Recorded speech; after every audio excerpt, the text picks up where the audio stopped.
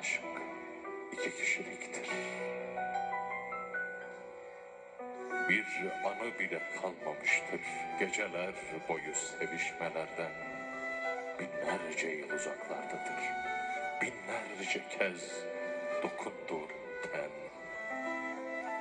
Yazabileceğim şiirler çoktan yazılıp bitmiştir. Ölümdür yaşanan tek başına, aşk iki kişiliktir.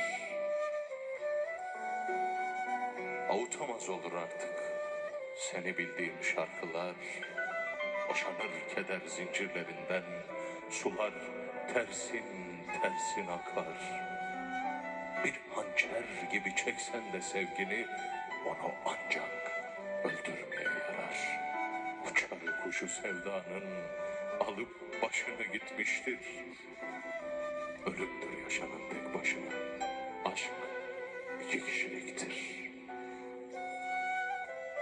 Yitik bir ezgisin sadece, tüketilmiş ve düşmüş gözden.